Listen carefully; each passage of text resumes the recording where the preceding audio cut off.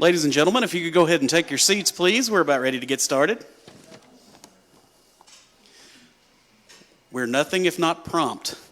It's 6:01. Thank you very much for being here this evening, and thanks to you watching at home. This is the Winter Community Forum for Estill Development Alliance, and we are so happy to be sharing a few things with you this evening. We're going to start off this evening by making some presentations of Estill County captains. If you haven't heard of the captains before, I have my handy-dandy cheat sheet here with me. The mission of the Estill County captains is to recognize those who uphold the honor and traditions of Estill County, Kentucky, USA. Invitation to the ranks of the order will be made to individuals who have gone to great lengths to serve Estill County or its people, and to individuals who are Estill Countians by birth, residence, or occupation who have accomplished some great individual feat worthy of recognition. Now, we've got a really neat seal for the Honorable Order of Estill County Captains, and I can explain that to you. The term captains is, of course, in honor of Captain James Estill, for whom Estill County was named.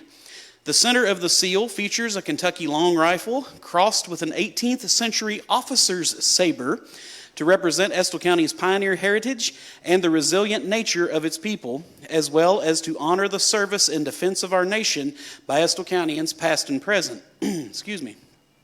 The 1808 on the seal signifies the year Estill County was founded from parts of Clark and Madison counties. And the 50 encircling stars represent the patriotism of Estill Countians, and that the county was the 50th in order of formation. So every part of that seal means something, and it is our board of directors. They think long and hard and do a lot of soul searching when considering all of the wonderful people that serve our community. And we have three who we are going to honor tonight. First off, we have a gentleman who I've known for a very, very long time. I believe at this point, he's, if not right there, almost to his 30th year as a part of the Estill County High School Engineer Band Program.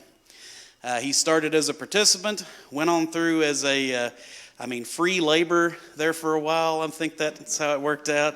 Went on to be named the assistant director, and then has been director for a year or two now.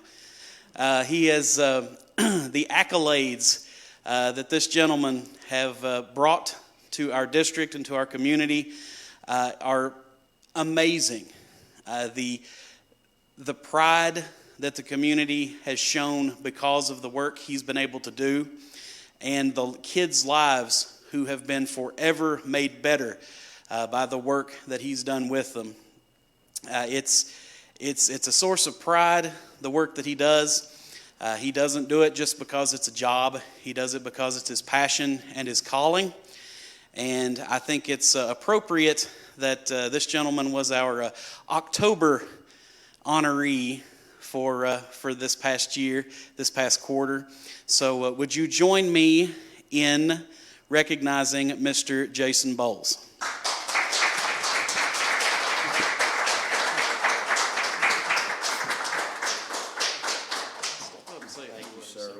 Thank you, Joe. I'd just like to say thank you to the board. It is an honor. But I'd also like to say this honor seems and feels a little bit different, I think, than maybe some others, because it's from home.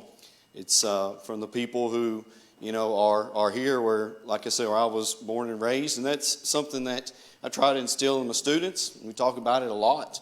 Don't forget where you come from. Be proud of where you come from. And they wear that E on their uniform very proudly, locally, statewide, and this year on a national level. So it is an honor. And again, thank you to the community and the board and everyone else that had a hand in this. Thank you very much.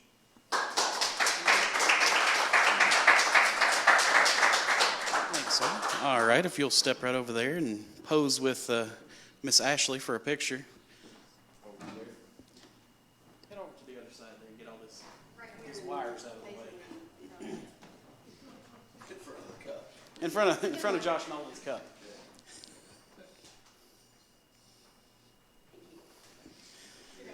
Excellent. Thank you all very much, and congratulations, Mr. Bowles. The next honoree is a wonderful and charismatic young lady. It's funny, and this happens with some folks who really get entrenched in their community work and the impact that they make. A whole lot of folks in Estill County don't realize that she ain't from here. We actually stole her. Well, I guess Teddy stole her first, but we've claimed her from across Drowning Creek over in Madison County. She's been here probably at this point longer than she was in Madison County. But through all of her professional and personal endeavors, this lady has done so much for the betterment of Estill County and its people. Everything that she undertakes is with love and with joy, and she has made an impact on so many individuals and so many people. That's what this program is for. People like Teresa don't get the credit that they really deserve.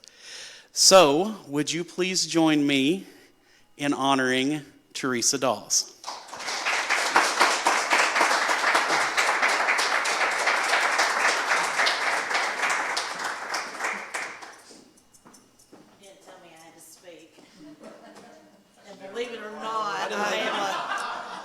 It's never been a problem, but maybe. Thank you all so very much. I do appreciate it. Just like Joe said, I'm not from here, but I do feel like I'm a native now. My grandparents were both born here, so my roots started somewhere. So I guess this is a good place as any. And I do love Estill County. I love being a part of this community. It's been my heart and soul for a long time. I love that my children grew up here. They were raised here. They love coming home and being in Estill County. I appreciate everything that everyone does for our young people in this community. I think it's very important that we reach in and grab them while they're young and embrace them and tell them how much we love them and let them know it. And I think that just having a love for young people's, kind of aged me. It's made me old, but I do love the young people in this community, and I appreciate everyone and all you do. Thank you.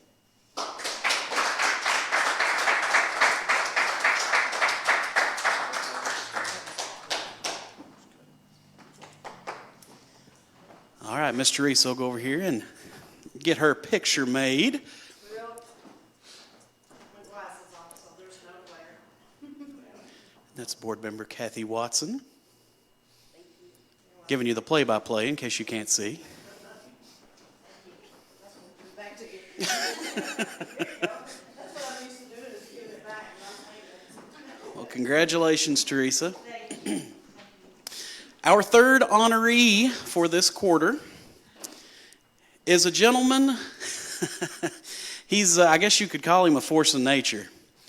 The charisma that this man shows, whether he likes it or not, is contagious, even, I would say.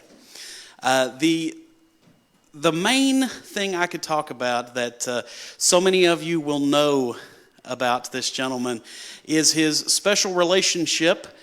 It's a great and close friend of his Uncle Chris. And he makes it possible for Uncle Chris to visit with so many of the young folks here in our community, bringing joy and laughter and hope to so many who need it the most. So, and I believe you'll probably recognize him when you see him, please join me in honoring Mr. Robert Dawson.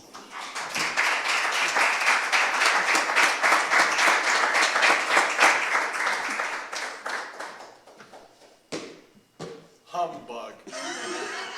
I don't need that. Well, they need to hear you at home. Those poor people. Ron, it is an honor. I don't deserve it. people like Joe Crawford, Jason, Teresa, Celisa Adams, Tony Garrett Hall, Josh Rogers, that means they're the ones that let me perform That Guy in Red and White or Johnny Appleseed. And Uncle Chris, man, he's a money bandit, I'll tell you. But it is an honor. I want to thank Phyllis, my wife, for letting me tag along with her. And I don't deserve this. Thank you, Robert. All right, Robert, step up here and be presented. Do I have to take my glasses off? No. I look like Robert being presented by Yvonne Harrison, the EDA board chair.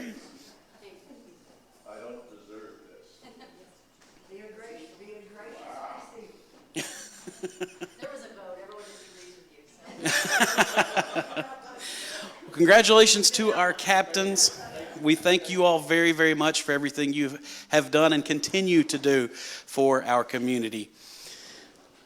Well, now we're going to switch it up just a little bit. I'm going to invite our panelists to the stage, if you all want to come on up. Mr. Nolan can finally get his drink.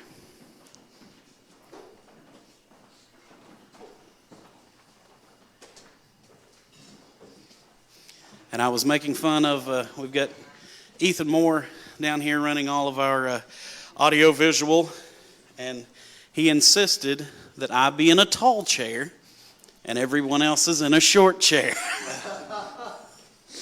So it feels a little bit like the dating game. All right, well, there's a whole lot of talent on this stage, and I'm not part of it, so that's outstanding. I've got, sitting here right next to me, I've got Mr. Geno Seale, singer-songwriter, working man, dad, beard connoisseur. I only aspire to have a beard like Gene can grow. Next to him, we have from across the Red River, one of my favorite Poconians. I aspire, I'll never get there, but I do aspire to have Josh's head of hair. Please welcome Mr. Josh Nolan. And then next to him, there are some of you, especially watching at home, who may not actually recognize this gentleman. He's coming to us from way up in the Northeast. You may know him as another character, a laid-back country picker. This gentleman, he has his, I guess your daytime face, is that what it is? His daytime face on. Please welcome Mr. David Prince. All right, well, gentlemen, and I will say, David's lovely wife Teresa wasn't able to make it. She's actually the talker of the two, so we're hoping that he has at least one or two things to say. But we're going to talk music. All three of you guys know quite a bit about it, and as David told me earlier, what he doesn't know he will make up. So we'll take care of that. Right now. And a lot of folks watching at home especially, they know a little bit. They know that there's something special going on in the mountains with making music, with creating music right now. But they might not be able to put their finger on it. So just kind of in general, and I know this is hard. I'm throwing some curveballs at you right off. But what can you tell folks who they know there's something going on, but they don't know what it is? Can you put your finger on it and let them in on that just a little bit? Well, Please use the microphone. Oh. So, anybody that lives here in Estill County knows that I feel as though we've had a very rich musical history here with generations of families that have played gospel bluegrass, on each particular mountain or hill or holler, that they've been playing for years. So, and then that's just in our area, and then Kentucky is no secret that we've had tons of talent on a national level and those kinds of things, whatever. So, I feel like music's always been a part of our area and Kentucky in general. And, you know, these fellas here from surrounding areas and stuff like that, they've been involved in music in this region for a very long time. And David probably further out. And now Josh, I mean, he's doing some big touring and stuff like that too. So, but I am satisfied to believe that in our specific area or region, there seems to be something really special happening right now. You know, people, they want to throw out terms like a revolution or a movement or something like that, but it just seems really, really special right now what's going on in our surrounding area, you know, here in Estill County and over and into eastern Kentucky and West Virginia and southern Ohio and those kinds of things. It's just, I don't know. I can't quite put a finger on what it is or why it is, but it's just a special thing. You go to other areas and people recognize, oh, you're from over there or something. You know, what are you folks putting in the water over there? You know, it seems to be something special. So I don't know why it is. I mean, I know that there are certain key players that have helped progress it along for sure, you know, but just a special thing right now. Mm-hmm. I think, not at the risk of sounding like I'm dulling the luster a little, I think it's always been here. I don't think it's a new thing. I think this is something that's been around for a long time, and I think we're at a point with technology and things like that where we can really give them an exhibition, you know? And I don't know why it's here. I have no idea. I wish I knew. I would cultivate that even more if I knew why, but there's definitely something here, and I think it always has been here, and I think that I'm really glad that it's still here and I can be a part of it. Well, that's the trouble with going last is all the good things get said already. Then you have to go out on a limb. To build off what they said, I do think in Appalachia, we've always been a group of people that entertained ourselves. And our families going back generations, so there's lots of musicians, I'm sure, in all of our families, and that's just something we did, and we get together on the porches and play. My mom and dad did that. I remember tagging along as a child. It would just be a big Saturday night jam, and they would go play it, you know, a few miles up the road. I can't put my finger on what happened to make it more accepted by the mainstream, because it's always been a back porch thing, and everyone was doing it. Everyone was writing songs. Even myself, I grew up playing bluegrass and things, and then as I grew older, I got in some bands that played more commercial music because it was more readily accepted and more economically feasible. But something changed to where people wanted to say, well, what's that music you guys play back home? And let's hear some of that more traditional music that just comes from the hollers where you guys are from. You know, and I'll be the first one to say there was a kid named Tyler Childers that probably kicked a lot of doors down with what he did. And a lot of people in this country looked and said, well, what's going on there? But even you go back just my county, I'm from Lawrence County, and we had Larry Cordell come from there, who, if you didn't know who he was as a performer, his songwriting's amazing. And Ricky Skaggs came from my county. So those people had done well, but they were a little more commercial in a way. And so now you have this movement of people who are just appreciating the singer-songwriters and people who talk with an accent and sing with an accent and talk about stuff that we understand around here. You know, and a lot of the folks from other parts of the country, this is a whole new world to them, and they don't, you know, to us, it's what we've always done here. But it's a beautiful time to be playing music, that's for certain. Well, and kind of to piggyback on that, which, you know, a heck of a panel of experts I've got here, pretty much all three of them said, yeah, I don't know. It's cool, but I don't know. And now, David, you mentioned, you know, kind of the up the hollers and on the back porch and more traditional kinds of music. But, I mean, you all are a good representation here. Yeah, I mean, you know, which you're all over the place, David.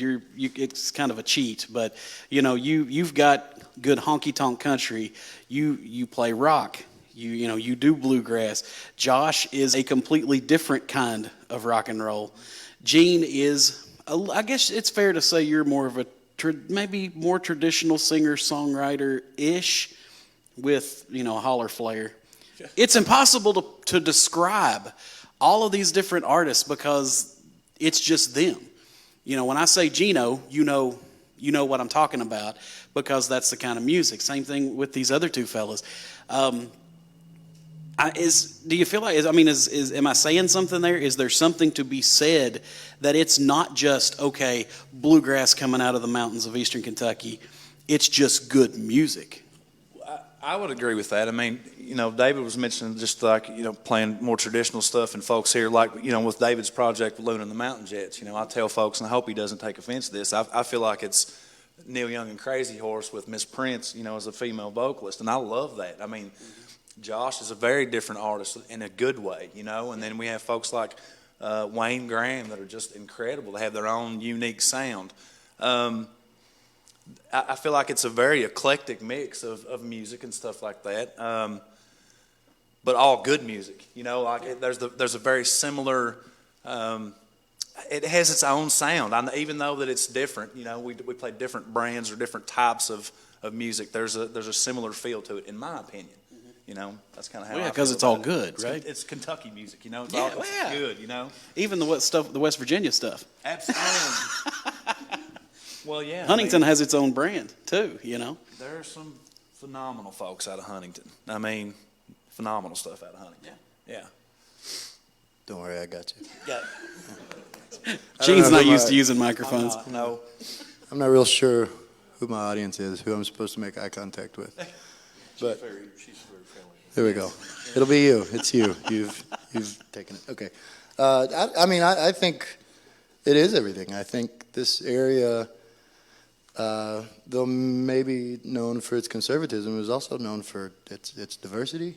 I think as far back as I can remember, even when it comes to just trying to color between the lines, I've always been encouraged to be creative and be whoever it is I want to be. And I don't just, this isn't just a personal thing. I think on all levels, everyone I know is very encouraged to become whatever they want to become. And I think that breeds creativity, and I think it breeds diversity.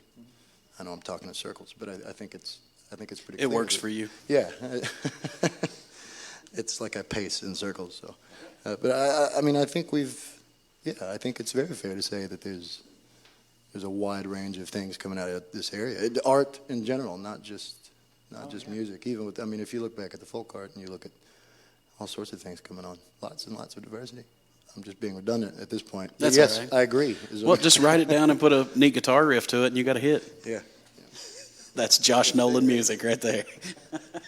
Well, until you mentioned that Josh sounds a whole lot different than what we sound like, I don't even think about that really, because Josh and I were in a van together this summer, and we toured out in the Midwest, and Josh has a radically different sound from what I do, but it's all the same to me. We all come from the same place. We're coming from the same place, and even though his songs are structured a little bit different, he may use different instrumentation, and he hits buttons that makes things sound like spaceships, but I don't even think I just think people that like Josh will automatically be at home with everyone else too, and I think it is just that common bond because we're all from the same place. And you mentioned Wayne Graham, but I think the guys in Wayne Graham play in every band I know at some direction, and they're a completely different ball game, and they're wonderful as well. And talking about Teresa, who I wish you were here because I'm going to put words in her mouth, and I'll make things up that I wish you would say.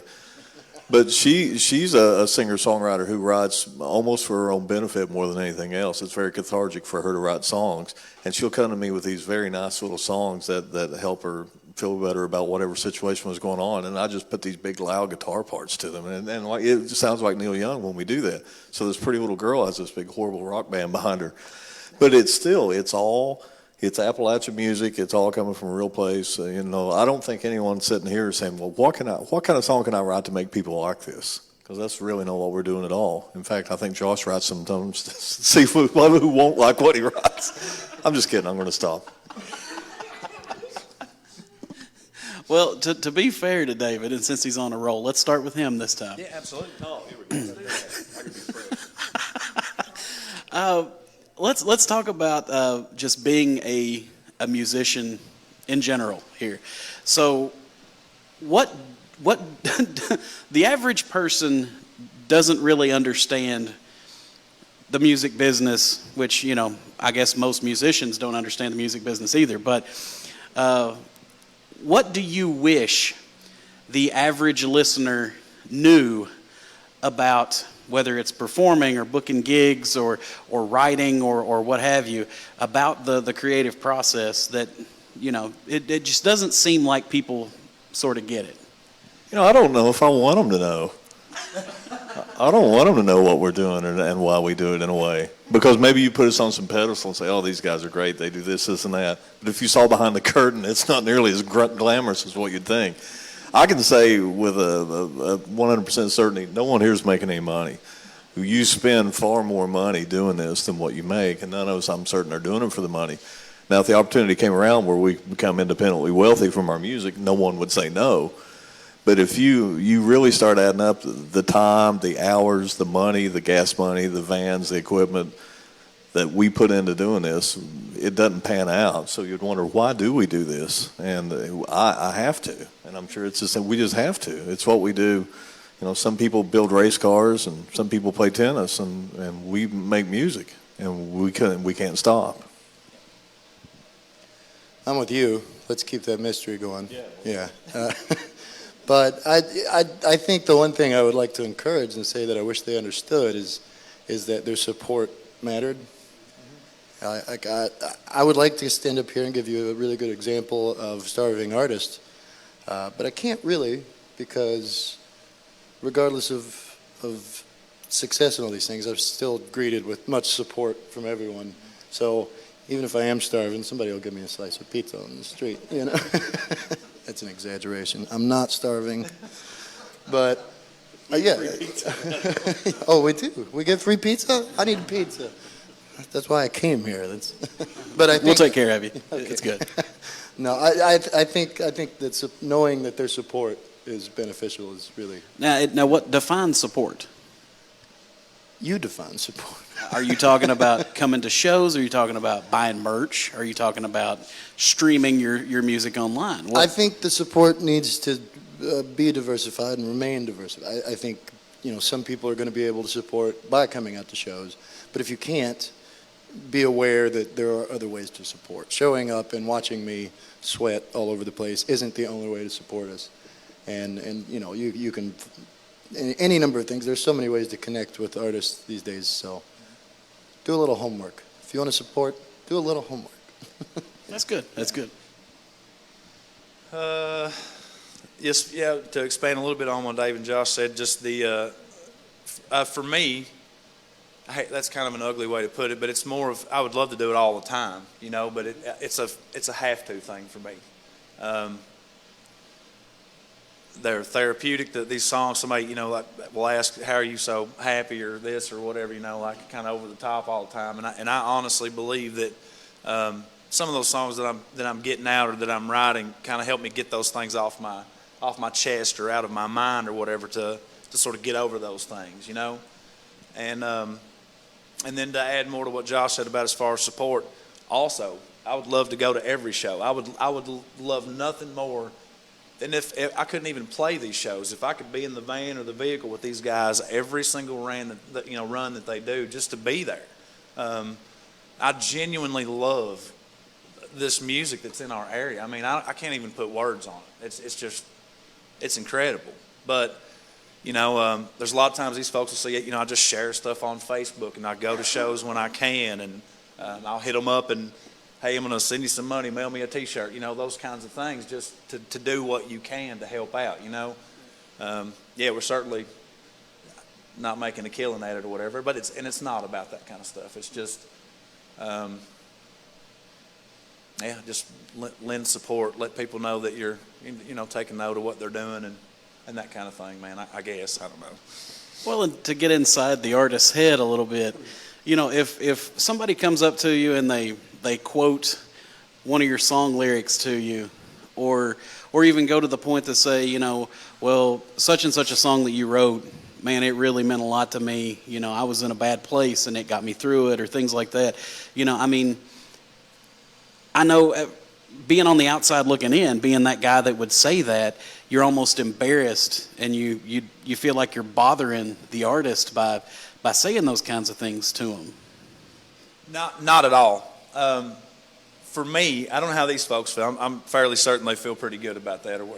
Now in my case, I have written some fairly dark songs, and not to make light of that. I've had some very very genuine and very sincere, and in a way, at the time, I'm not really certain how to deal with the things that I have been told about a song, you know? Mm-hmm.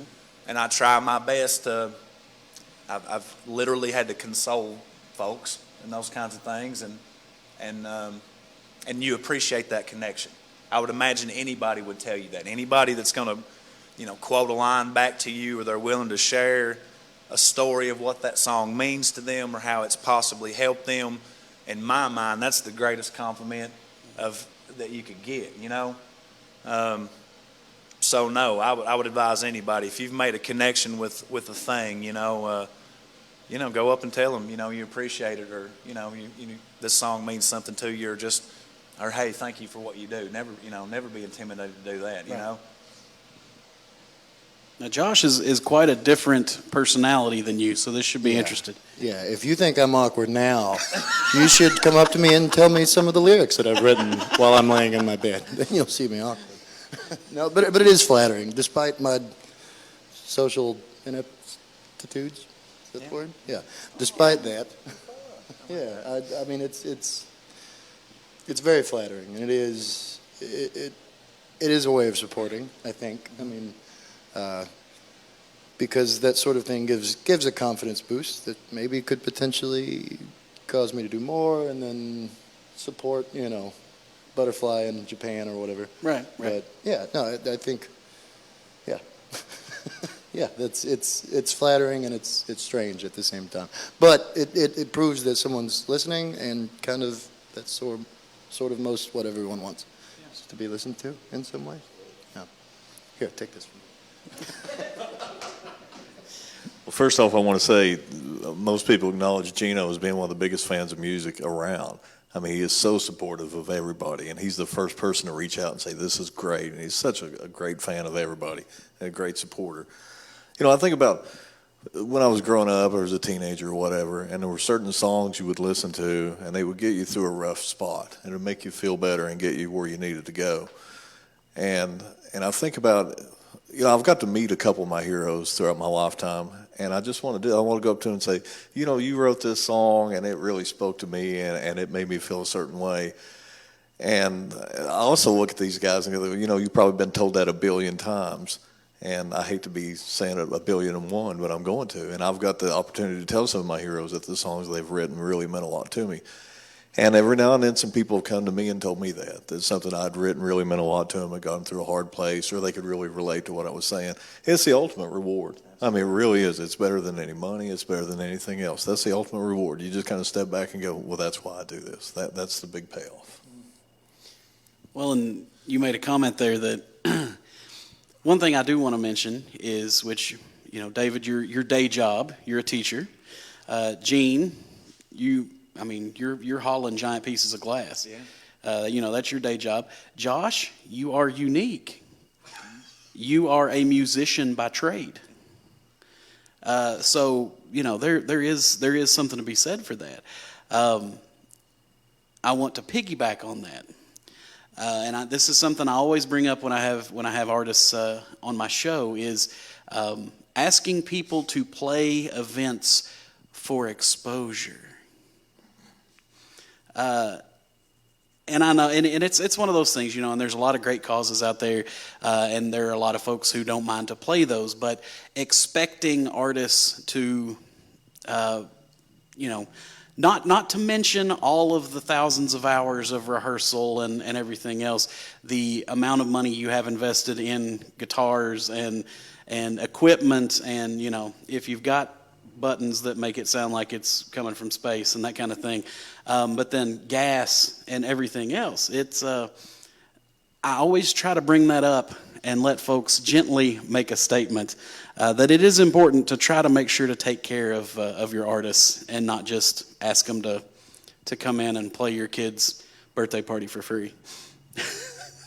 I'm not going to force you all to say it, because it's one of those things. You don't want to bring it up. You don't want to be mean, but at the same time, you don't ask somebody that, knows how to fix plumbing to come and plumb your house for exposure. It's a craft, it's a skill, and you have to treat it as such. It's not just, hey man, you know how to play guitar, come over here and play that. It's keep that in mind, please. I always try to bring that up. So from a community perspective, obviously, you need gigs. You need there need to be places to play in different locales. So you don't want to be playing the same place over and over and over because you're afraid folks will get tired of you. But from the different communities around Eastern Kentucky, what is something that they can try to do to sort of nurture this music scene that's happening? Well, I mean, by offering a place to play, obviously having a place to play, and then, just like we're talking to, man, I don't know how that sort of music has been here and stuff like that, but obviously when this place came into town and started up as a business, they started off and they had, Tyler Childers was the first one that I'm aware of that played here. It was magical, to say the least, and it was, they sort of, I would only assume that they saw, well, hey, folks enjoy this, Tyler's incredible and you're going to have a good turnout for that, obviously, but I think they got response back from that was we should do this, and so you need venues. We've had the excellent concert series at the library up there, and they have music next door at La Cabana. You guys do stuff, the Friday night market, Moonlight Market, and then they have the through the years we've had folks play at the mushroom festivals and all those kinds of things. I mean, you've had all kinds of outlets for people to get out and play music and do those things. As far as you have to have that, but it could, possibly be a slow-going thing to get folks to, hey, we're doing this and we're offering music and we're trying to get folks out to listen and support this kind of thing or whatever. But I would just say be, persistent, keep at it. If it's what you want to do and you would like to see those things in your community, just keep at it, just keep at it.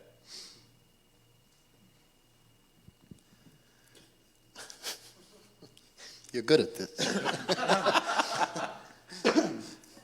I mean, I think, I wish I knew an answer, and I don't. And I think it's really hard to give any definitive answer on that. But I do think things like support and acceptance and awareness are ways to achieve the success that someone would want in a music scene. I mean, I think you have to be aware of the artist as a profession, and you have to be able to support them, and you have to accept that it is a profession. And I think if you do all those things, then you'll kind of perpetuate the progress in learning about how to make it better. I know that seems like a really general, vague thing, but I Just don't. pay attention to what there is works. no answer. Pay attention to what works. Yeah, put some effort into it. Do your homework. I'm just going to keep saying that. That's good. Yeah, I don't have a shirt. So. All right, so I was thinking, really, when we're talking about supporting artists and helping music grow in the community, what is the purpose of music? And if you own an establishment, why do you have music there? And is it a jukebox? Are we just background noise? Are we going to be a cover band to play the hits of the day? And I've done that before. I'm trying to figure out why there seems to be a shift away from that so much and more into things that we all do as songwriters, and we're all really unique and fairly non-commercial in what we do. And maybe it was the internet. Maybe the internet broke the hold of Clear Channel, where a radio station would play the same 10 songs over and over and over, and we were taught this is what we were supposed to like. And all of a sudden I have YouTube or whatever, and I can listen to every Rory Gallagher album known to man. And you open your eyes and go, well, there's all kinds of things out there I enjoy, and it's not what the hits of the day are. So with that in mind, a lot of people, the Steam Engine is a place that really took a chance and played some music. Sean, what you did, I mean, you were having people come in and play in your barbecue place, and I remember the first time you contacted me, I said, do you know what I do? Because no one knows any songs I'm going to play, and it's kind of over the top. And he was like, absolutely, bring it on in. So you took a chance on us coming out there. And there's a lot of, there's a little festival up the road here called Kicking It on the Creek. I guess we're all pretty familiar with. And Byron's like the godfather of it. And just the way he took all of us and just brought us in and said, here's this festival. And in my opinion, it's the best festival I've ever been to. And it's just a celebration of our kind of music, and no one's up there playing cover songs, or if they are, they're so obscure no one knows who it is. So I think you have to look at what we all do, and you treat us almost like an artist, like you have someone in your community who can paint beautiful paintings, or they can do great sculpture or whatever. You know, we're all creating stuff, and I think we see a movement where people are starting to value that more and more. Well, this is a singer-songwriter, and they're doing their own thing, and you've never heard this before, but check it out. And it's probably a slow movement. I don't think it grows overnight. But for people like you and others who have taken the chance and said, okay, well, that's what we're going to do at my establishment. We're going to play these kind of artists.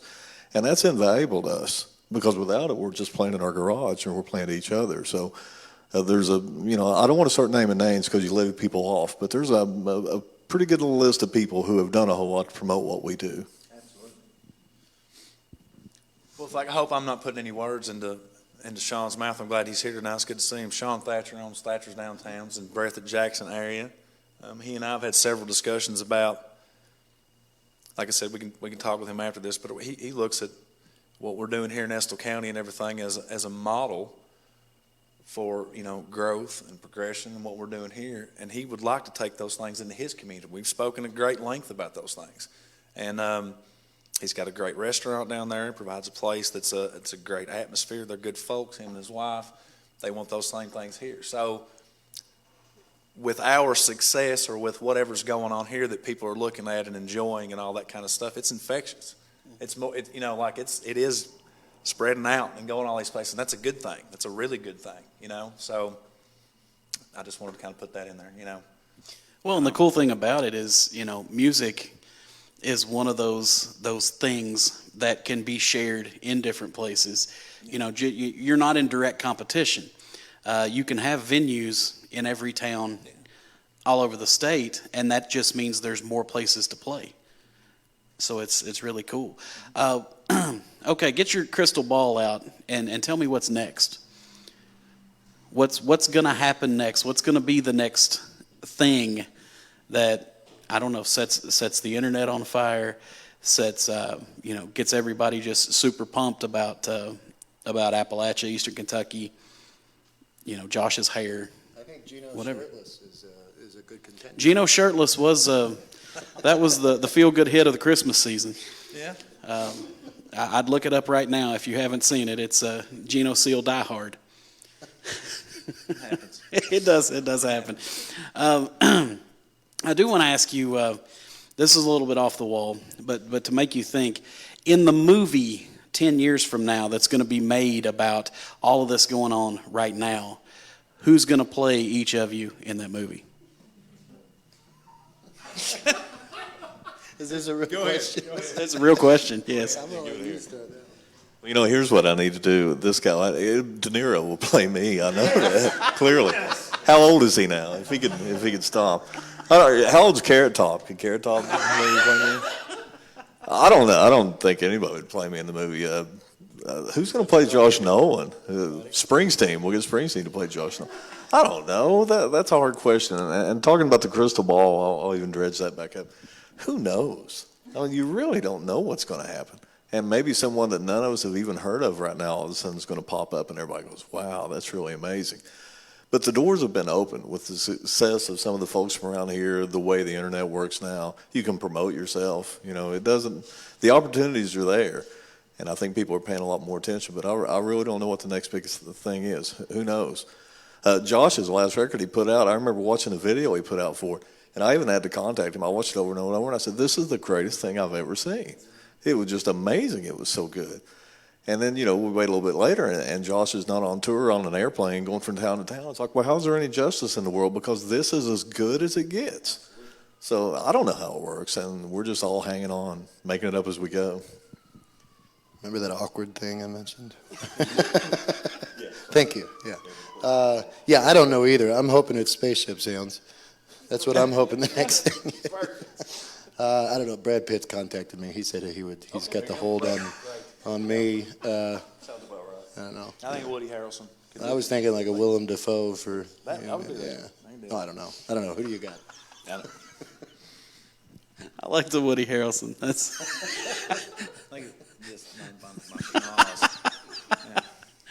so. What do you say? This is a classic musician question. What do you say to aspiring artists? You got somebody that's just getting into it, just learning how to pick a tune, or just learning that they have a voice. What do you say to them about getting into music at whatever level? Reconsider.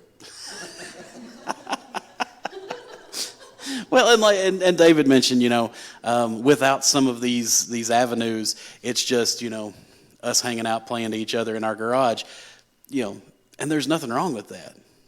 If that's your venue, go for it. Do the thing that you love to do. Don't worry about, play and write and do whatever you're doing and find your voice, and go with that. Don't mold yourself to anything that anybody else is doing and stick with it. At some point, we all had to stumble in front of somebody else and play and fumble through things and all those kinds of things. I would just say keep at it. The reward is, in my opinion, is far greater than the struggle to get there or whatever. It's a beautiful thing. It's a special thing to be able to play and to be able and do shows and those kinds of things. In my opinion, it's fantastic.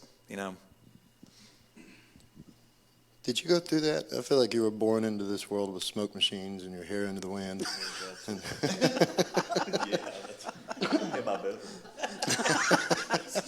I would strongly encourage that anyone do it. But if you do it, I don't think you have to even start out that way. But at some point, you have to assess what you're doing with it. And if you're choosing to do it as a profession, you've got to do it as hard as you've ever done anything. Mm-hmm. And I think that if you choose that route, then you have to also make other people aware. Do your homework. But like it's just do it. I mean, do what you want to do and do it like you mean it. Absolutely. That's a great point. You really have to be all in with yourself when you do it. I started out playing when I first started getting with bands. One thing I would say, play with other people. Get you a group of people and go down in the basement and just wear it out. We used to rehearse. It was probably my first high school rock band, and we played in this basement. It was all stone, and we had Marshall amps, and we played there like 5 days a week. And I have hearing loss now, and I'm certain that's why. But we weren't very good, and it's right when the new wave hit, and like we were playing REM songs and stuff because they were really easy. And we weren't very good musicians, but you get better and you just grow and you learn how to play your instrument. And then you got to find your own voice. I mean, for the longest time, I would stand in front of a mirror and I would look at Joe Perry from Aerosmith and say, well, how does Joe Perry stand? Because that's how I want to stand, because I wanted to be Joe Perry. And I did everything I could. I learned every Jimmy Page guitar lick I could because I wanted to be like Led Zeppelin. And it's good because you get more proficient on your instrument. But you realize, Jimmy Page is the best Jimmy Page there can be, and you don't need another one. So you got to find your own voice, and then once you figure that out, you continue to push on and never quit. I'm 55 years old, and I'm still just like a kid who's trying to make it in the music business. I'm just as serious about it, and I'm an old man now, and I don't know any better because once again, that's just what we do. So you can't give up. You just keep going no matter what. You don't know any better. That's No. perfect. I don't think I'm 55, and I'm certain these guys probably don't think they're their age either, because we don't even think about age. I'm writing songs. I want to put out another record. I want to see if anyone pays attention to this one, and that's what we think about. I'm pretty sure Josh just said he doesn't even know how old he is. I have no clue. Okay, let's talk just briefly about voice. Whether you like it or not, when you're a performer, a musician, or otherwise, you get a platform from which to, whether it's just, share your art form or to actually kind of stand up and say what's on your heart. How important do you feel that it is to sound like we do and have that platform? Like Accent-wise. country, twang? Yeah. twangy. That's the word I was going for. I take pride in it. I don't think I try to change it. Now, I will notice that when I'm around my mama or somebody like that, like the twang goes to 11. I don't know if I get more comfortable. I'm not sure, but I don't really try to change. I don't try to change anything. You know, I'm not. Oh, you're pretty much 100% Geno branded. Yeah. Okay. I speak proficient banjo, if that's what you're asking me. So, yeah. Yeah, when I'm around my family, like at Christmas, it sounds like somebody dropped a banjo down the stairs. Perfect. Yeah. But I don't know. I think it's great. I think it's wonderful. I think it gives us, maybe not all of us, it gives some of us the opportunity to prove that we're not just broken banjos. Mm-hmm. You know, and I think it's nice to have that platform. I don't think we've really ever had it before. Yeah. And I assume that's what you meant earlier by. Not that there's a new thing happening here. No. But there's a new light being shown on this thing. Yeah. There's a new speaker you can hear. Sure. I think it's beneficial. I do think, however, that we all have to be very aware of what we're saying because we are now representative of our culture that once before we didn't have the opportunity to show. So I'm not saying tread lightly. I'm just saying be aware of what you're saying. Yeah, leave no trace. Leave no trace. That's always been my motto here. Do your homework. I didn't know we had an accent. Thought everyone talked like us. You know, I remember in the 90s, we loaded up a VW van and we toured all the way to California and back with some friends of mine. And when we were playing in California, and this was legit, I mean, this lady wasn't trying to put on a show. She said, "I'm surprised you guys have shoes on." I mean, she really said that to me. It's like, "Yes, ma'am, we wear shoes." And she found out that I was a teacher, and she's like, "You went to college. You're from Kentucky." And I mean, this happened in 1993. And those stereotypes were there. It's like, "Yes, ma'am, there are people back home who have running water, and we have electricity, and people wear shoes daily." It's amazing what we got going back in Kentucky. And I'm certain with the internet, a lot of that's been stamped out, I would hope. But those stereotypes were there and probably still exist to a degree.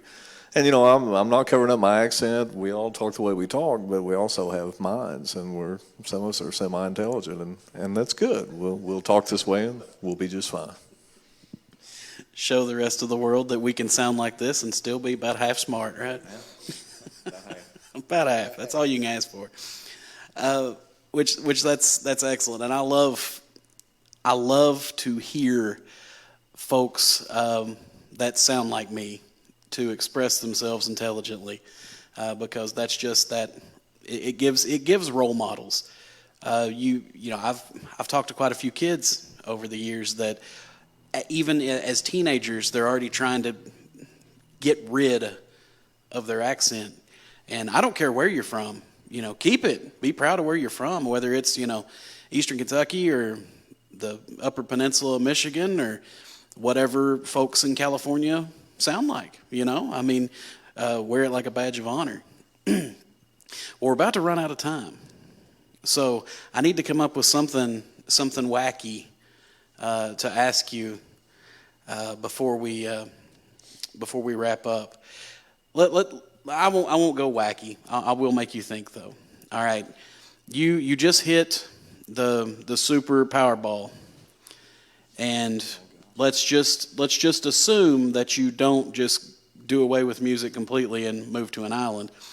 You've got the money that you're going to go on a world tour, and you can afford to pay anybody to go with you and perform. So who is that you're going to take with you to be on stage on a world tour to sing your music with you? So my band, is that what you're asking? Okay, yeah, that's fair. Or just I was going with an individual, but yeah, if you want a whole band, I mean, it is the Powerball. I guess it depends on who's in the band. It would be like a 50-piece supergroup, you know what I mean? So okay, I'd take all. You're going to be like people. Kirk Franklin and New Nation. It would just be. We got horns and drums and keys and everything, man. I mean, That's a tough question, Joe. Well, I had to pull something, to kind of bring us home. I got nothing, man. Josh has already got it lined up. He thinks about this all the time. The Skinner tribute band, that'd be a good band to travel the road with, man. That would be a good thing. I'd say you guys right here. Absolutely. Yeah. Absolutely. I thought that was a given. You get Yeah, a smiley that's face true. sticker, Josh. I'm taking you, and we're going to do the Sinatra Road Tour. Oh, yeah. Yeah, we're going to do a Rat Pack kind of a tribute tour, right? No, I wouldn't get a bus. I'd get like a fleet of vehicles and just take everybody with me. That's what We're I'd do. just going to roll out. Okay, there's a movie that came out sometime in the early 70s, late 60s, and one of you guys may know the name of it. And it was like the guys in the band and Joni Mitchell, and they were all traveling around through Canada. I can't think of the name of it. Festival Express. You know, that would be it. We'll just get a train. And honestly, was he? I don't know. But it was great. Because, like, when we get to play a big festival like Kicking It or somewhere where I get to see all these guys in the bands that are local that I love, like, you know, Geno and Josh and Lynn Graham, and I don't want to leave people off, but just this core group of people. I like to put them all on a train and just haul it from town to town and say, this is Eastern Kentucky, this is Appalachia, and this is what we do, and just haul that. I mean, I really would. Absolutely. It would be amazing. We could put on that festival of just what us hillbillies do and just take it all around the country. And, you know, if we had to Powerball, it doesn't matter if we make money or not. We just keep going. But I think once people saw what's going on here, and one of my favorite times is when we play these festivals and you get to stand backstage and talk to your buddies you don't get to see a whole lot and get to watch their bands. And they're just so good. And I just want to go play music with all of them. I would like to say that I would also take my sister, Chelsea Nolan, because she's the one that insisted I be here in front of You people. got to, yes. You And I got to would put her in Chelsea front of a plug. everyone and make her do all the talking. Yeah. One thing that I want to say is we talk about, you know, building what it is and all this stuff, and like you were talking about the rewards of playing shows and all that kind of stuff. To me, the best thing about this entire thing is this, it honestly feels like a family. Like I genuinely worry about some of these folks when they're out on a tour, when they're out on the road, when I'm honestly going to get to hug their neck again and tell them that I love. I mean, it feels like a family. It's not a fake made up thing. It really is special. It's hard to put a finger on, but it is genuine and it is real. And that is infectious. There's folks from other states now that we have met that have traveled here for gigs, or we've traveled other places and met, and it's like this real excitement when you get to see one another again and ask how you're doing, how your family's doing, and how's the music thing going. And that is a really, really awesome thing that's a result of all of this, you know? So just kind of wanted to add that. Very nice. That was a nice way to kind of wrap it up. You left it real positive. Excellent. Did we get a bro count from Geno? I haven't heard one bro I haven't the heard- entire I don't time. think I've heard a bro. Bro. I haven't heard anything. Excellent. Well, it's we stay on a strict schedule, and so we are going to wrap it up. But I do want to say one more time, Geno Seale, Josh Nolan, David Prince, you are fantastic gentlemen. I encourage everybody out there, when you get the opportunity, go out, hear these gentlemen perform, hear all these folks. You never know when they're going to hit the Powerball and hit the road. You'll never see them again. But show them support. Buy their records, buy their T-shirts, merch, all that kind of stuff. Stream them, which, you know, that's kind of the least way to support is to stream. It's something, but it's, you know, you get a penny after about every 20,000 streams or something like that. 2 billion streams. But yes, definitely show your support to all these folks and all the other people that are nearby that you can hear. And I know David had quite the haul to get down here this evening, so we're going to buy you some pizza, so at least you don't have to drive back hungry. But thank you for tuning in. And one more time, I want to say a big congratulations to Jason Bowles, Teresa Dawes, Robert Dawson, our Estill County captains. And we'll see you back. I guess our next one will be in April. We thank you for joining us, and everyone have a wonderful evening. Thank you all.